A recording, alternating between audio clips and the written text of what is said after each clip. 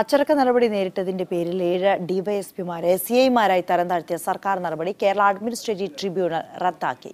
എന്നാൽ 3 പേരെ തരം താഴ്ത്തിയ നടപടിയിൽ KAT ഇടപെട്ടിട്ടില്ല. ഇവരുടെ അപ്പീലുകൾ ഡിപ്പാർട്ട്മെന്റൽ പ്രൊമോഷൻ കമ്മിറ്റി പരിശോധിച്ച 3 മാസത്തിനകം തീർപ്പ് കൽപ്പിക്കാനും ട്രിബ്യൂണൽ നിർദ്ദേശിച്ചിട്ടുണ്ട്.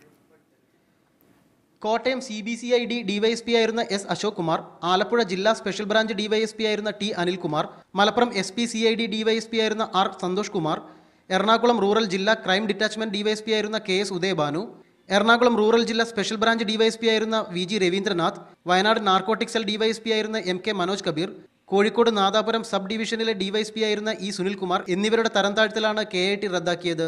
ഇവരുടെ സ്ഥാനക്കയറ്റം സംബന്ധിച്ച വിഷയത്തിൽ ഡിപ്പാർട്ട്മെന്റൽ പ്രൊമോഷൻ കമ്മിറ്റി പുതിയ പുനരാലോചന നടത്താൻ കോടതി നിർദ്ദേശിച്ചു. മട്ടാഞ്ചേരി ഡിവൈഎസ്പി ആയിരുന്ന S വിജയൻ, മലപ്പുറം ജില്ലാ സ്പെഷ്യൽ ബ്രാഞ്ച് ഡിവൈഎസ്പി ആയിരുന്ന M Ullas Kumar, Palakkad SBCID DYSP ആയിരുന്ന A വിപിൻ ദാസ് എന്നിവരുടെ ഹർജി ട്രൈബ്യൂണൽ തള്ളി. ഇവർക്കെതിരെ നിലനിൽക്കുന്നത് ഗുരുതരമായ ആരോപണങ്ങളാണെന്ന് വിലയിരുത്തിയാണ് ആവശ്യം നിരസിച്ചത്.